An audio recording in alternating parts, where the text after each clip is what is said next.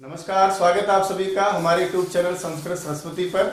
मैं रामकुमार शास्त्री आप सभी संस्कृत अनुरागियों का हार्दिक अभिनंदन स्वागत करता हूं।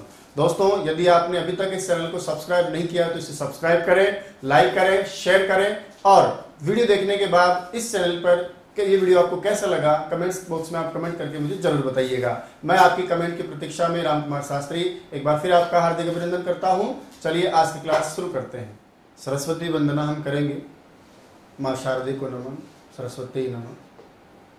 शुक्लां ब्रह्म विचार सार परिमां आद्यां जगद् व्यापिनीं वीणा पुस्तक धारिणीं अभयदां जाड्यान्धकारपहां हस्ते स्फाटिकमालिकां विदधतीं पद्मासने संस्थितां वन्दे तां परमेश्वरीं भगवतीं बुद्धिप्रदां शारदां बुद्धिप्रदां शारदां बुद्धिप्रदां शारदां। अब हमारे जो व्याकरण के महान आचार्य हुए हैं पाणिनि, और पाणिनि ने अपने व्याकरण शास्त्र में भी एक सूत्र के द्वारा संधि की परिभाषा दी है, जिसको हमें समझना भी है, सीखना भी है। तो व्याकरण की क्या परिभाषा? व्याकरण की परिभाषा का मेरा मतलब व्याकरण में क्या सूत्र बताया गया है। तो देखिए यहाँ पर एक सूत्र की हम चर्चा करेंगे जिसका नाम है पाराह समनिकर्षः।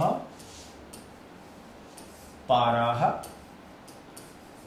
समनिकर्षः संहिता। संहिता पढ़िए एक बार, क्या लिखा मैंने? पाराह समनिकर्षः संहिता। यानी पाणिनि ने अपने अष्टाध्यायी में संधि के बारे में कौन सा नियम दिया, क्या सूत्र बताया? तो सूत्र में देखो एक शब्द लिखा पारा। इस सूत्र का अर्थ करने के लिए हमें अपने मन से भी कुछ सीखना पड़ेगा। पढ़ाऊंगा मैं भी आपको कि संधि करते समय हमें दो प्रकार के वर्णों की आवश्यकता होती है। या संधि कार्य करते समय वर्णों को दो नाम दिए जाते हैं।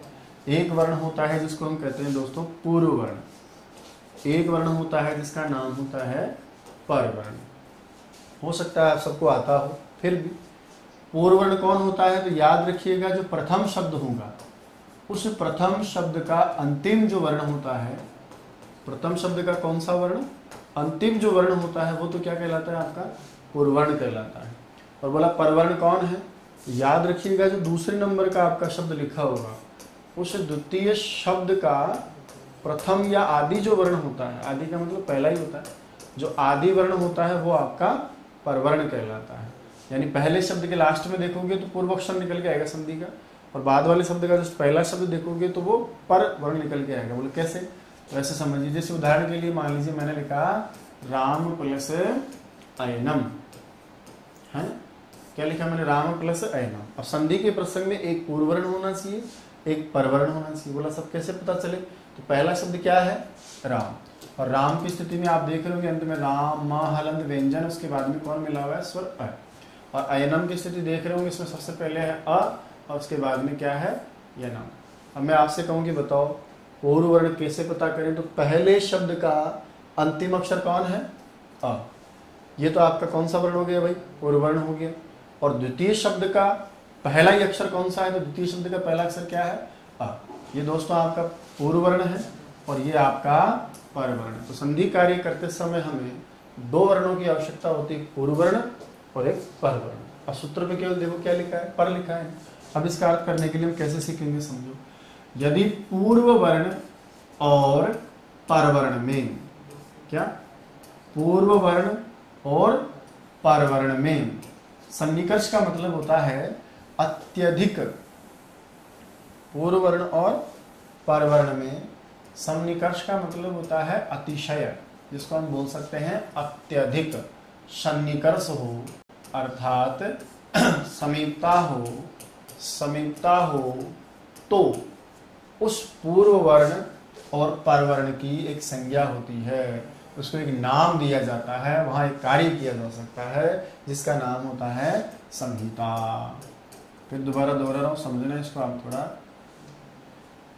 कि जब कोई दो वर्ण आपके पास में हो, एक पहले का वर्ण हो और एक बाद का वर्ण हो, पहले के वर्ण का नाम पूर्ववर्ण होगा, बाद के वर्ण का नाम परवर्ण होगा, और दोनों वर्णों में अत्यधिक समीपता हो, अत्यधिक के लिए अतिशय शब्द लिया है इसलिए एक ही बात है, अत्यधिक समीपता हो, दोनों बहुत पास पास हो, तो उन दोनों वर्णों में क्या हो सकती है, संहिता हो सकती है।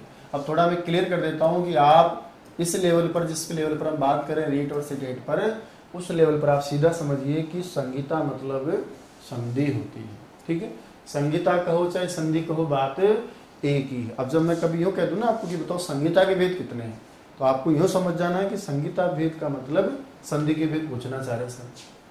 ठीक है, मैं आपसे कह दूं परोपकार में कौन सी संधि है, तो आप गुणबद्ध संधि बताते हो ना, तो मैं ऐसे नहीं पूछ सकता, ऐसा पूछा भी परीक्षा में याद रखना, मैं ऐसे भी पूछ सकता हूँ कि बताइए परोपकार में कौन सी संहिता है, तो आपको डिस्टर्ब नहीं होना कि संहिता पता नहीं क्या आ गई। मैं थोड़ा सीधा बोल देता हूँ कि व्याकरण में संहिता को ही संधि कहा गया है, तो परीक्षा में संहिता पूछे चाहे संधि पूछे बात एक ही है। तो कहाँ होती है संधि या कहाँ होती है संहिता, दोबारा देखिए, जब पूर्ववर्ण और परवर्ण में अत्यधिक समीपता हो तो वहां पर संहिता हो जाती है, अर्थात संधि कार्य हो जाता है। फिर किसी ने पूछा कि भाई अत्यधिक समीपता का क्या मतलब है, अत्यधिक समीपता का मतलब पैमाने वाला थोड़े ना है कि ये देखिए साहब इन दोनों अक्षरों को मैं देख रहा हूँ, ये बिल्कुल पास पास नहीं है, 10-15 सेंटीमीटर का अंतर है। या फिर अत्यधिक समीपता का मतलब बोला साहब ये तो बहुत दूर दूर है, ये बहुत पास पास है। जैसे मान लीजिए उदाहरण के लिए मैंने लिखा है यहाँ पर अ और फिर मैंने यहाँ लिख दिया अ, ठीक है, और एक दूसरा जो मैंने है उसमें उदाहरण में लिखा मैंने जैसे अ और अ, और उसके बीच में मैंने यहाँ लगा दिया क। बोला अत्यधिक समीपता से क्या मतलब है, तो परिभाषा ये कह रही थी कि जब दो वर्ण पास पास हो तो वहां संहिता हो जाता है, या उन दोनों वर्णों की एक नाम हो जाता है, संहिता संज्ञा हो जाती है, यानी उन दोनों वर्णों में संधि हो जाती है मानिए आप। तो बोला अत्यधिक समीपता का क्या मतलब, मैं किसको अत्यधिक समीपता समझूं, ऐसा किसी ने प्रश्न किया। तो याद रखिएगा अत्यधिक समीपता का मतलब, अत्यधिक अतिशय समीपता का मतलब है जिन दो वर्णों में आप संधि करना चाहते हो, एक आपका पूर्व वर्ण और एक आपका परवर्ण। ये प्लस का जो निशान है वो ये दिखाना चाहता है कि आप इन दोनों वर्णों में मेल करना चाहते हो, इन दोनों वर्णों में संधि करना चाहते हो। तो जिस दो वर्णों में पूर्व और परवर्ण में आप संधि करना चाहते हो कि इन दोनों में मैं संधि कर दूं कि प्रत्ययांत शब्द नित्य पुल्लिंग होता है, इसलिए संधि शब्द पुल्लिंग में है, इसलिए संधि शब्द पुल्लिंग में है।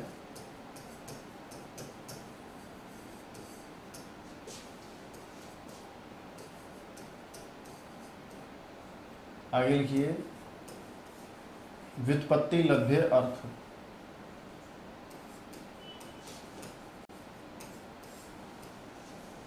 व्युत्पत्ति लभ्य अर्थ, संधि का व्युत्पत्ति व्याकरण का अर्थ बोला जाता है इसको, व्याकरण आधारित अर्थ। लिखिए वर्ण संधानम संधि, वर्ण संधानम संधि। आगे लिखिए अर्थात वर्ण मेलनम संधि,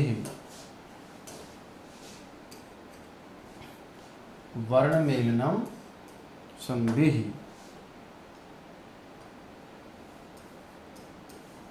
देखिए दो वर्णों के मेल को, दो वर्णों के मेल को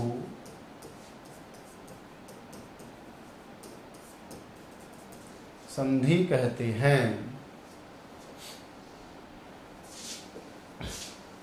दो वर्णों के मेल को संधि कहते हैं, कहते हैं। नीचे लिखो संस्कृत में संधि की परिभाषा, संस्कृत में संधि की परिभाषा।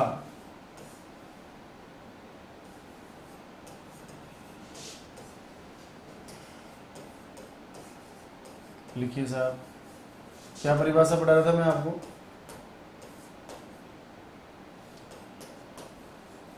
संस्कृत में टिक लो, सुविधा रहेगी थोड़ा। परीक्षा में कोई पूछेगा नहीं, हम सीखने के लिए लिख रहे थे। लिखो लोपागम आदेश वर्ण विकारा संधि। लिखिए लोप आगम आदेश, इसमें लोप आगम आदेश वर्ण विकारा संधि। संधि एक एक को पढ़ रहे थे हम। सबसे पहला कौन सा कार्य पढ़ रहे थे हम? लोप कार्य। तो मैं जो बोल रहा हूं उसको लिखिए पहले।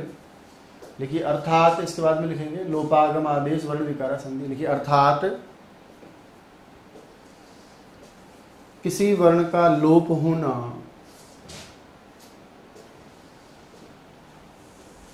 किसी वर्ण का लोप होना आगम आदेश होना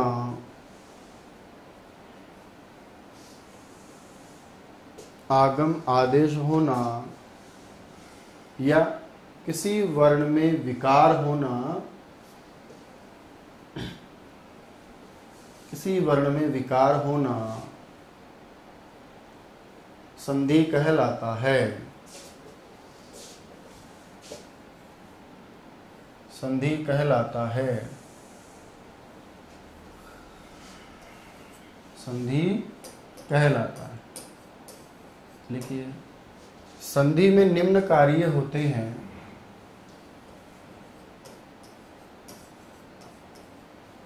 संधि में निम्न कार्य होते हैं। सबसे पहला कौन सा कार्य पढ़ रहे हैं हम? लोप कार्य। लिखिए लोप कार्य। लोप कार्य। लिखिए किसी वर्ण का लोप हो जाना, किसी वर्ण का लोप हो जाना संधि कहलाता है।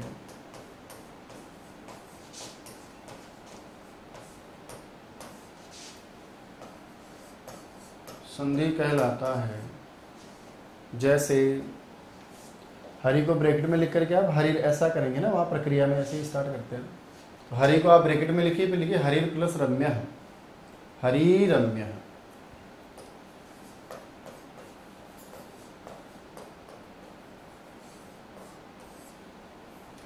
हरि रम्य। कौन सी संधि का प्रसंग था ये? विसर्ग लोप संधि का प्रसंग है। हालांकि आगे हम पढ़ेंगे, जब इसको विस्तार समझेंगे। मैं सिर्फ दिखाना चाहता हूं आपको कि कहीं कहीं संधि में वर्ण का लोप हो जाता है। तो क्या लिखा आपने? हरि प्लस रम्य, हरि रम्य। कौन सी संधि का प्रसंग है? विसर्ग लोप संधि का प्रसंग है। उसके बाद में दूसरा जो काम हम करेंगे उसमें लिखा है लोप के वर्ण के बाद में दूसरा कार्य आदेश या आगम ले लीजिए, आगम का कार्य। तो लिखिए नंबर 2 आगम कार्य। आगम कार्य। आगम कार्य। लिखिए दो वर्णों के मध्य, दो वर्णों के मध्य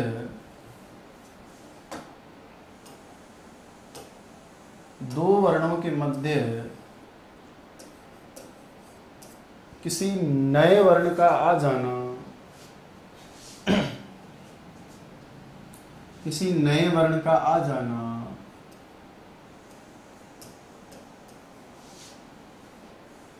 क्या कहलाता है? आगम कहलाता है। आगम कहलाता है। लिखिए आगम मित्र के समान होते हैं। ये परिभाषा भी है संस्कृत में इसकी, है ना? आगम मित्र के समान होते हैं।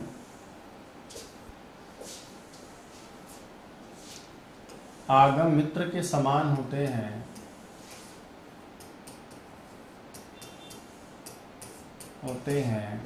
जैसे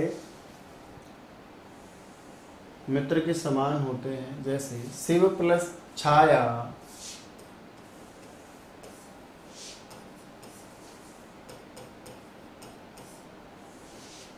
शिवच्छाया।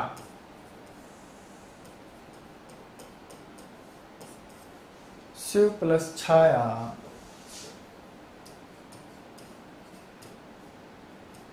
शिवच्छाया।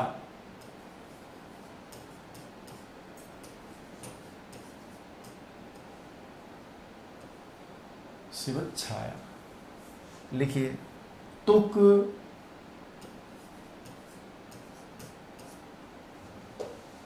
कुक, कुक कुक में क्या बचता है? तुक हम लिखे नहीं, त बचता है, उसको च हो जाता है।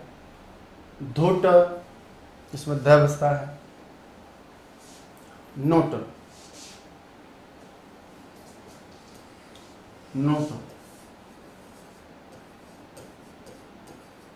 आदि प्रमुख आगम होते हैं, आदि प्रमुख आगम होते हैं।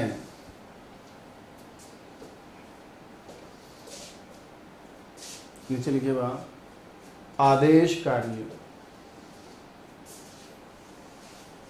आदेश कार्य। इसमें लिखिए किसी एक वर्ण या दो वर्णों के स्थान पर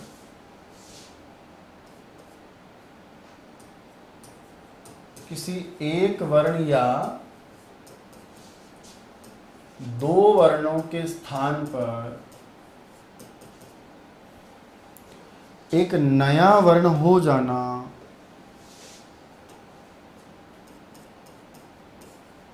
एक नया वर्ण हो जाना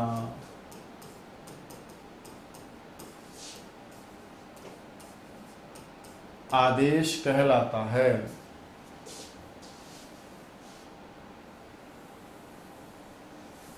आदेश कहलाता है।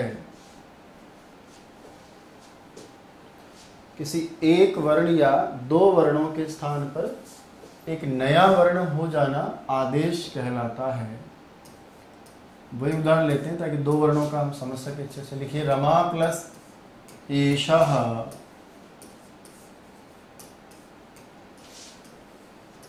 रमा प्लस एषः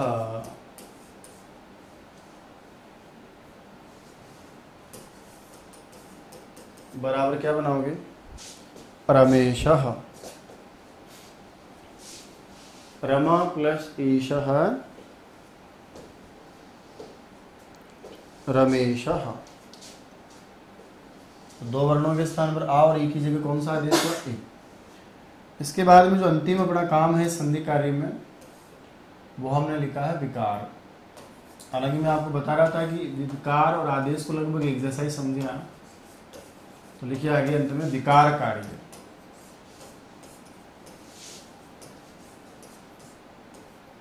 लिखिए विकार कार्य।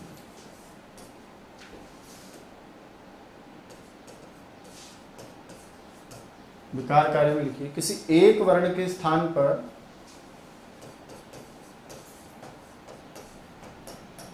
किसी एक वर्ण के स्थान पर किसी अन्य दूसरे वर्ण का हो जाना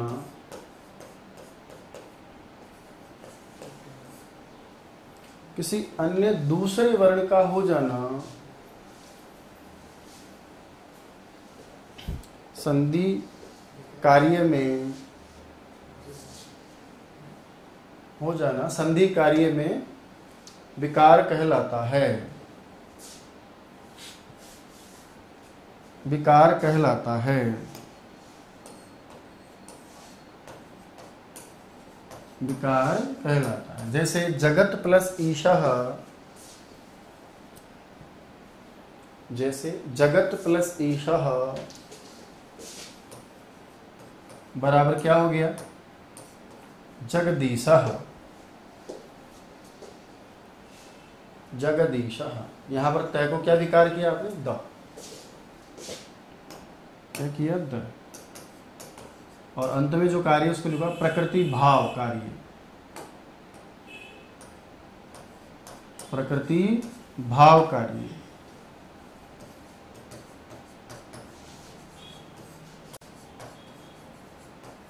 लिखिए आप, प्रकृति भाव कार्य। देखिए स्वर संधि के प्रसंग में, स्वर संधि के प्रसंग में संधि प्राप्त होने पर भी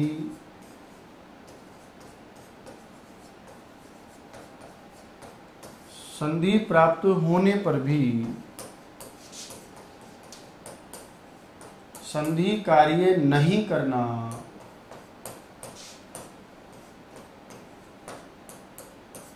प्रकृति भाव कहलाता है।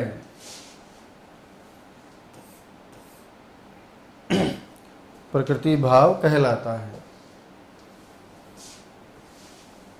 जैसे जैसे हरि प्लस एतौ बराबर हरि एतौ। एतौ का मतलब ये दोनों, हरि मतलब दो हरि है। तो हरि का द्विवचन बता रहा था मैं आपको, चर्चा कर रहा था उस समय कि हरि ही हरि होता है, दो हरि। तो यहाँ पर कोई संज्ञा होकर के इनको संधि का निषेध हो जाता है। ठीक है। तो संधि में भी 5 प्रमुख कार्य देखेंगे। एक हम करेंगे लोप वर्ण का, एक करेंगे हम आगम, किसी को बुलाएंगे, किसी को भगाएंगे बुलाएंगे, किसी एक वर्ण के स्थान पर दूसरा वर्ण करेंगे, और कभी कभी संधि प्राप्त होने पर भी हम संधि कार्य नहीं करेंगे। इसके बाद देखिए हम बात कर रहे थे सामान्य व्याकरण की परिभाषा की।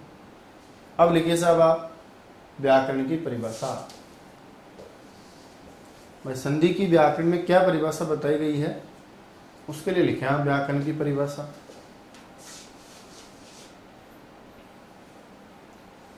क्या सूत्र लिखा है उतारे? पारः सन्निकर्षः संहिता। पारः सन्निकर्षः संहिता। पारः सन्निकर्षः संहिता। नीचे लिखें पूर्व वर्ण और परवर्ण में, पूर्व वर्ण और परवर्ण में अत्यधिक समीपता होने पर, अत्यधिक समीपता होने पर उन दोनों वर्णों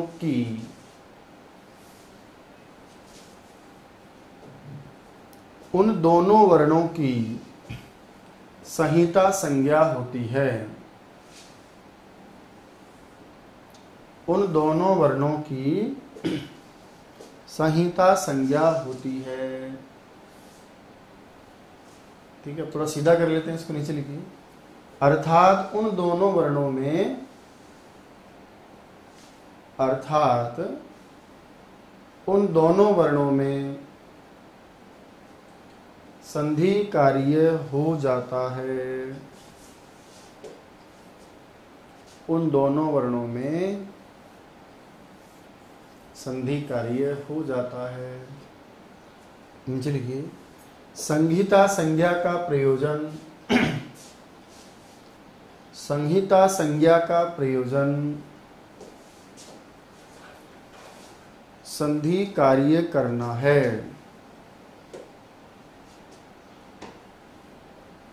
संहिता संज्ञा का प्रयोजन संधि कार्य करना है। नीचे लिखें अत्यधिक समीपता से तात्पर्य, अत्यधिक समीपता से तात्पर्य दो वर्णों के मध्य, दो वर्णों के मध्य किसी अन्य तीसरे वर्ण के,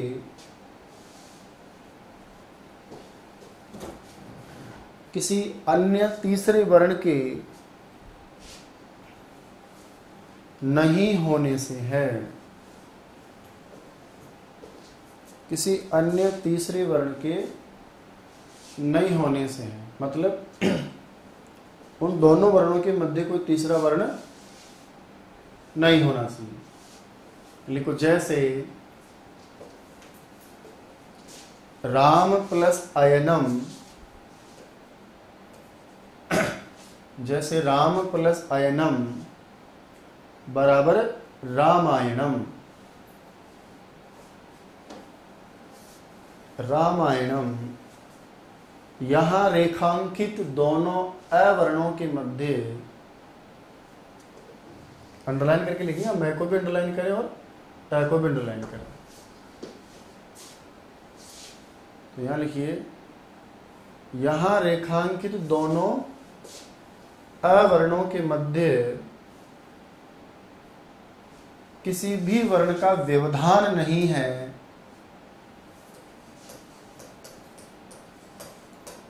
किसी भी वर्ण का व्यवधान नहीं है, अतः संधि कार्य हो जाता है। संधि कार्य हो जाता है। ठीक है, तो कहने का मतलब क्या हुआ कि दो वर्ण पास पास रहे तो उनमें संधि हो जाती है, बस उनके बीच में कोई तीसरा वर्ण नहीं होना चाहिए। संधि को से संहिता को बात एक ही है। दोनों शब्दों की भी मैंने चर्चा करी है कि स्त्रीलिंग शब्द है, पुल्लिंग शब्द। नीचे लिखो, नीचे लिखो, विशेष में नंबर 1 नीचे थोड़ा नोट करके आप लिख लें ताकि याद रहे। विशेष में नंबर 1, सम उपसर्ग, सम उपसर्ग धा धातु, फिर ब्रैकेट में आप ही कर देना, एक दधाते ही सूत्र है जो धा को ही बना देता है।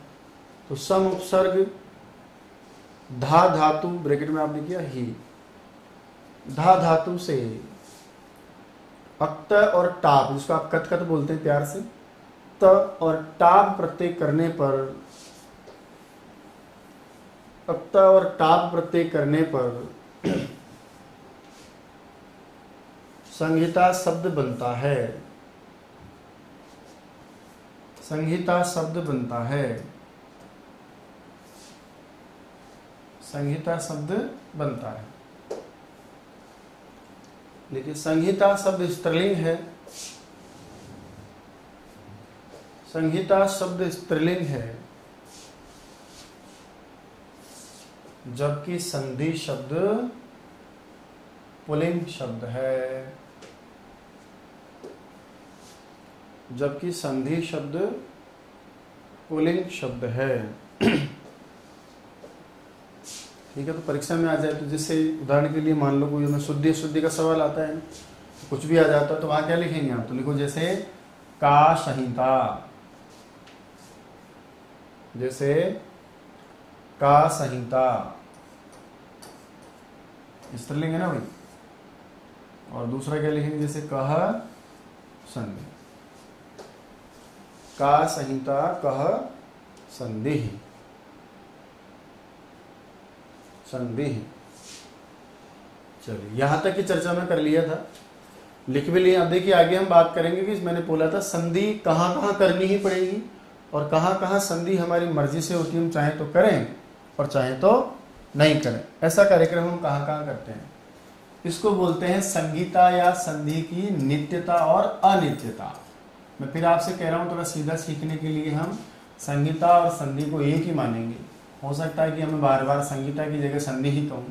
तो संगीता और संधि की नित्यता अर्थात कहां कहां तो होती ही है, यानी आपको करनी ही पड़ेगी, तो कहां कहां तो नित्य होती है और कहां कहां कोई और विशेष कार्य के हिसाब से या किसी वक्ता के हिसाब से इसको अनित्य बोल सकते हैं। आगे हम अलग शब्द यूज करेंगे। तो कहां कहां संधि करनी ही पड़ेगी, इसको बोलते हैं नित्य संधि। और जहां जहां आपको संधि करने की आवश्यकता नहीं हो उसको बोलते हैं अनित्य संधि। ठीक है, एक कारिका भी लिखी है, उसका मैं विवरण दूंगा आपको। लिखा है वहां, संगीता एक पदे नित्या, नित्या धातु उपसर्गेयु, नित्या समासे वाक्य तु सा विवक्षा अपेक्षते। लेकिन हम जिस लेवल पर पढ़ रहे हैं उस लेवल के हिसाब से मैं इसको थोड़ा सीधा करूंगा कि संधि दो प्रकार से होती है। कुछ स्थानों पर संधि नित्य होती है, यानी आपको संधि करनी ही पड़ेगी। जबकि कुछ स्थानों पर संधि विवक्षा के अनुसार होती है। विवक्षा का अर्थ मैं भी बताऊंगा। यहाँ अनित्य शब्द मैंने पहले इसलिए नहीं लिखा है कि परीक्षा में अनित्य भी आ जाता है और विवक्षा भी आ जाता है, तो हमारा उत्तर क्या होता है, वहां पर विवक्षा होता है। तो संधि कहीं कहीं तो क्या होती है, या संहिता जो भी आप कह रहे हो, सीधा पढ़ रहे हैं थोड़ा, कि संधि दो प्रकार से होती है।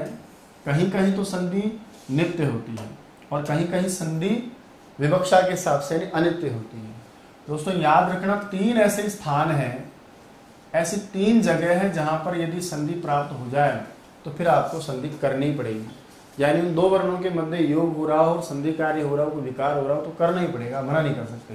बोला ऐसे कौन कौन से स्थान है, तो नंबर 1 स्थान, यदि आप मान लीजिए संधि कर रहे हो और संधि करने के बाद केवल एक ही पद बन रहा हो, एक ही शब्द बन रहा हो, यानी जिसमें दो शब्द ना हो, केवल एक ही शब्द है कि इसको तोड़ेंगे तो फिर वो पद ही बिखर जाएगा।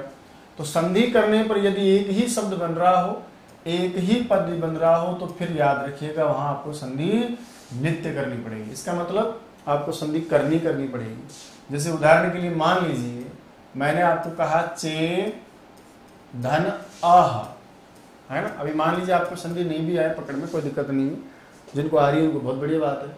चे में ए है, आगे स्वर है, तो ए के स्थान पर अय आदेश हो जाता है अयादि संधि में, और वहां पर आपका शब्द बनता है चयः। ऐसा जैसे आपने चे अनम सुना होगा, उसको हम चैनम बोलते हैं, तो चे अह चयः, चे अनम भी हो सकता था, चैनम भी हो सकता था। अब कहा कि मैंने जो भी संधि करी उस संधि का नाम क्या है, अयादि संधि है। कहा ये संधि में नहीं चाहूं मैं ऐसे भी बोलूं, तो कहा कि यदि संधि करने पर कोई शब्द बन रहा हो, क्या शब्द बना, चय, और ये एक ही शब्द है, इसका मतलब इसमें दो शब्द नहीं है, तीन शब्द नहीं है, तो फिर आप बनने वाले शब्द को संधि करके ही पढ़ोगे, अलग नहीं पढ़ सकते। आप ऐसे नहीं कर सकते कि पुष्पः चे अह, ऐसा नहीं बोल सकते, उसको आपको मिला के बोल के पढ़ना पड़ेगा। कहने का मतलब यदि संधि करने पर एक ही शब्द बन रहा हो, यानी उसमें दो शब्द तीन शब्द नहीं हो, तो एक शब्द बनने पर तो उसको मिला के ही बनना पड़ेगा, इसलिए आपको क्या कहना पड़ेगा, चय। अब मान लीजिए कोई फूल चुनने का काम कर रहे हो, तो आप उसको ऐसा नहीं कह सकते कि पुष्पम चेअम, ऐसा नहीं कह सकते आप।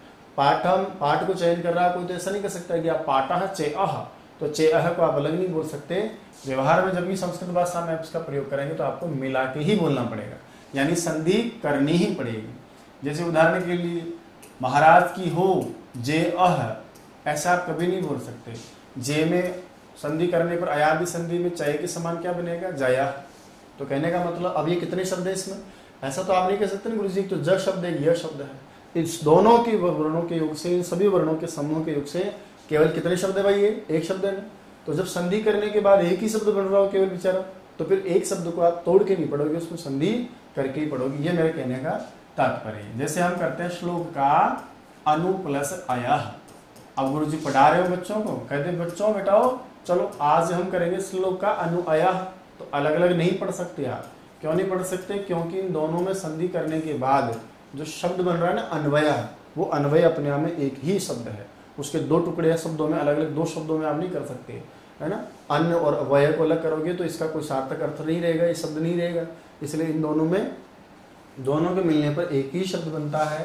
तो जब एक शब्द का निर्माण हो संधि कार्य के द्वारा, जब एक ही शब्द बन रहा हो संधि करने से, तो फिर आप संधि करो, मतलब अलग अलग नहीं पढ़ सकते हैं। दूसरा जो ऑप्शन है हमारे पास, उसमें लिखा है कि उपसर्ग और जब धातु साथ साथ आ जाए, यानी जब आप किसी वाक्य में शब्द में प्रयोग कर रहे हो और वहां धातु और उपसर्ग, आगे उपसर्ग आता है पीछे धातु आती है, इसलिए मैंने क्रम चेंज कर दिया। ग्रंथकार ने लिखा धातु उपसर्गयो, यानी धातु के साथ यदि उपसर्ग जोड़ना हो या उपसर्ग पास में बैठा और उसका उच्चारण करना हो, तो आप उस धातु से उपसर्ग को अलग नहीं पढ़ सकते। अच्छा, वो धातु भी हो सकता है या फिर किसी धातु से बना रूप भी हो सकता है, जैसे एजते, एजेते, एजंते, एधते, एधेते, एधंते, और इनसे आगे कोई उपसर्ग लगा हो तो फिर आप उसको अलग नहीं पढ़ सकते, संधि करनी पड़ेगी आपको। जैसे उदाहरण के लिए वृद्धि संधि में कुछ अपवाद हम पढ़ते हैं, वहां एक उपसर्ग है प्र, और उसके बाद में इण धातु का एक रूप होता है, गति करने की धातु है एति, पढ़ती की तरह बनता है एति, इतः, यन्ति। अब देखो एति क्या है, धातु है ना, इण धातु का रूप है, जाने के अर्थ में आती है, गति करने के अर्थ में इण धातु। तो धातु या धातु का रूप मिला, आगे उपसर्ग है ना। अब इसको आप प्र एति ऐसा नहीं कर सकते कि रामः प्र एति ना, इस दोनों को आपको मिला के ही पढ़ना पड़ेगा। और वो संधि के प्रसंग में आगे हम पढ़ेंगे कि उपसर्ग और आदि संबंधी धातु हो आपकी इण और एद, तो वहाँ वृद्धि संधि का कार्य हो जाता है। इसी प्रकार से जैसे थोड़ा बोलचाल में सामान्य में उदाहरण हो आपके लिए, तो जैसे एक उपसर्ग नी और उसके बाद में एक मान लो वस धातु है, वस धातु का लंग लकार में जब रूप बनाते हैं तो वहाँ अवसत बनता है। हम पढ़ेंगे कि लंग लकार बनाने के लिए आगे धातु से या आ जुड़ जाता है, अपठक, अहसत, अगच्छत। तो निश्चित रूप से फिर आप उस क्रियापद के साथ में, उस धातु के साथ में संस्कृत की जो क्रिया है उसके साथ में यदि उपसर्ग रख रहे हो ना, तो अब ऐसा नहीं कर सकते आप कि भाई एकदा एकह मुनि नी अवसत, एक बार एक मुनि रहता था, तो नी और अवसत को आप अलग नहीं पढ़ सकते। अब आपको इन दोनों में यदि कोई संधि प्राप्त है तो निश्चित रूप से फिर आपको संधि करके ही बोलना पड़ेगा। यानी आप यदि पढ़ोगे तो न्यवसत ही पढ़ना पड़ेगा, प्रयति को पढ़ रहे हो तो फिर प्रयति करना पड़ेगा, क्योंकि ये उपसर्ग है, ये क्रिया रूप है, ये उपसर्ग है, ये क्रिया रूप है। एक पद बने तो भी संधि करनी पड़ेगी, ठीक है। तो एक शब्द बन रहा हो तो संधि करके पढ़ो, उपसर्ग और धातु साथ साथ रखे हो तो एक साथ पढ़ो, यानी संधि करके पढ़ो। और तीसरी जो स्थिति है उसमें लिखा है समास में, यानी समास का कोई प्रसंग हो, आप दो शब्दों में कहते हैं, पढ़ेंगे आगे कि दो शब्दों में दो शब्दों को मिलाकर एक शब्द बनाना क्या कहलाता है, समास कहलाता है। तो समास करने के समय यदि संधि प्राप्त हो, बोले वो संधि कहाँ प्राप्त होगी, तो जब आप समास करते हो तो इतना हम समझते हैं कि अलग अलग जो पद होते हैं वो क्या कहलाते हैं, विग्रह पद। और विग्रह पदों में संस्कृत में क्या होता है, विभक्तियों का लोप कर दिया जाता है। तो दो मूल अलग अलग पद बसते हैं। जैसे उदाहरण के लिए आप पढ़ेंगे 10 आनन है जिसके, पढ़ते हो ना आप, 10 आनन है जिसके, ऐसा वह कौन। अब संधि करते समय वहां क्या होता है, संधि के प्रसंग में विभक्तियों का लोप करने के बाद में एक तो बता है 10 और आगे पीछे वाला जो शब्द है वो बचता है आपका आनना। अब कहे साहब हमने तो समास किया है, संधि क्यों करें, तो आपने यहाँ बहुब्री समास किया है, और बहुब्री समास के प्रसंग में या किसी भी समास के प्रसंग में यदि दोनों विग्रह पदों के बाद विभक्तियां लोप करने के बाद 10 बचा, इधर आनन बचा, कोई संधि प्राप्त है तो फिर आपको संधि करनी ही पड़ेगी। अब आपको ये कहना पड़ेगा कि वो 10 आनन है, 10 आनन है जिसके वो कौन है भाई, 10 आनन है। 6 आनन है जिसके वो कौन है, षडानन है। 5 आनन है जिसके वो कौन है, पंचानन है। उसी प्रकार से जैसे आप कर्मधारय समास करते हो, नीला अंबर, अंबर कैसा है, नीला है, तो एक शब्द आपका वहां समास में होता है नील, एक होता है अंबरम। अब आप ये नहीं कह सकते कि नीला अंबर नील अंबर, उसको आपको नीलांबर ही कहना पड़ेगा, क्योंकि वहां समास करे हो ना आप कर्मधारी। तो मेरे कहने का मतलब है, और भी बहुत सारे उदाहरण हैं, जब भी हम सामान्य समास करते समय दो विग्रह पद देखेंगे, दोनों विग्रह पदों के मध्य यदि कोई संधि कार्य प्राप्त है तो, ऐसा भी नहीं कि जबरदस्ती हम संधि करे जा रहे हैं। मान लीजिए यहाँ नीलम कमलम होता तो नील कमल, तो नील कमल का तो नील कमल ही रहेगा ना भाई। ऐसा थोड़ी कि हमको तो कहा गया था कि समास करते समय तो संधि करो ही करो, बोले मैं तो संधि करूंगा। तो याद रखिएगा, संधि प्राप्त हो तो फिर समास में संधि करनी पड़ती है, और यदि मान लीजिए समास में संधि प्राप्त ही ना हो तो फिर आपको संधि करने की आवश्यकता नहीं, ठीक है। तो कितने स्थान हैं जहां पर संधि नित्य होती है, तो आप कहेंगे कि 3 स्थानों पर संधि नित्य होती है। कहाँ कहाँ, संधि करने पर यदि एक ही शब्द बन रहा हो, एक ही पद बन रहा हो, संस्कृत में शब्द को क्या बनाया जाता है, पद, व्यवहार के योग्य पद है, जैसे ये पद है, ये सब पद है, तो एक ही बन रहा हो पर ध्यान दें, तो उसको हम क्या कहते हैं, संधि कार्य नित्य होता है। यदि उपसर्ग और धातु दोनों एक साथ बैठे हों तो आप जोड़ के संधि करके ही पढ़ोगे। यदि समास करते समय समास के शब्दों में संधि कोई प्राप्त हो तो निश्चित रूप से आपको संधि करनी ही पड़ेगी। जैसे गजों का जो इंद्र है, गजानाम इंद्र है, गजों का जो इंद्र है, षष्ठी तत्पुरुष समास करोगे, फिर गज बचेगा, पीछे इंद्र बचेगा, तो अब गजों का इंद्र बराबर गज इंद्र नहीं कर सकते उसको, आपको कहना पड़ेगा वो गजेंद्र है। तो कहीं भी मान लीजिए, बहुत सारे उदाहरण हैं, जब समास पढ़ेंगे हम दुनिया भर के उदाहरण आएंगे, तो 3 जगह पर, एक में एक पद में, उपसर्ग और धातु में, और समास के प्रसंग में संधि कैसे होती है, नित्य होती है। लेकिन मान लीजिए साहब एक स्थान ऐसा भी है, बात कर रहे थे हम, एक स्थान ऐसा भी है जहां संधि नित्य नहीं होती है। बोला वहां संधि कैसे होती है, तो मैं लिख रहा था आपको कि वहां संधि विवक्षा अनुसार होती है। और विवक्षा अनुसार का मतलब भी समझिए क्या होता है। विवक्षा अनुसार का मतलब होता है, विवक्षा यानी वक्तुहु इच्छा, विवक्षा का मतलब होता है वक्तुहु इच्छा। अर्थात वक्ता की इच्छा। यानी एक स्थान ऐसा भी है जहां संधि कार्य नित्य नहीं होता, बल्कि वक्ता की इच्छा पर निर्भर करता है। वक्ता चाहे तो संधि करे और चाहे तो संधि नहीं करे। बोला ऐसी कौन सी जगह है? तो दोस्तों इसका उत्तर हम पढ़ेंगे वाक्य में। वाक्य का मतलब कई सारे शब्दों का जो समूह क्रिया के साथ आ जाता है, ऐसे कई सारे शब्दों के समूह का क्रिया के साथ आना वाक्य कहलाता है। जैसे अभी पढ़ेंगे, हम चर्चा करेंगे।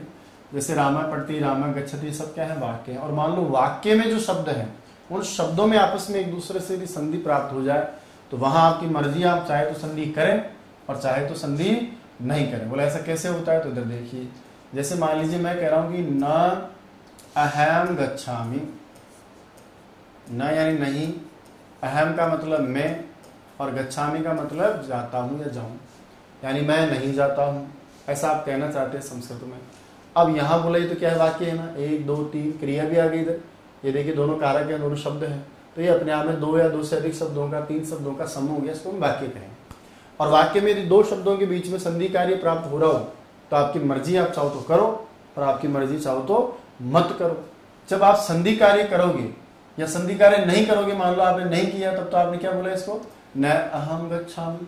लेकिन आपको लगता है कि नहीं, मैं तो संधि करके बोलूंगा, तो इसमें अ है ना, इसमें भी अ और अ मिलके क्या हो जाता है? आ। और आगे क्या है? हम।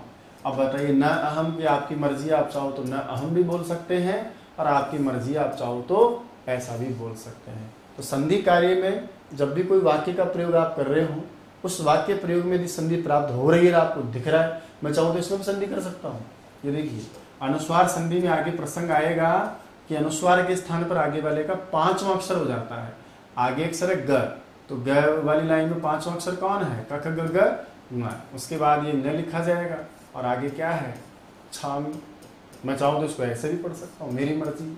ना हम गच्छामि ऐसा भी बोल सकते हैं, ना हम गच्छामि ऐसा भी बोल सकते हैं, न अहम गच्छामि ऐसा भी बोल सकते हैं। तो किसी भी रूप में, और भी बहुत सारे उदाहरण हैं, किसी भी रूप में यदि मान लीजिए जैसे राजा रामो बभुवः, राजा रामः बभुवः, ये एक ऐसा सेंटेंस था।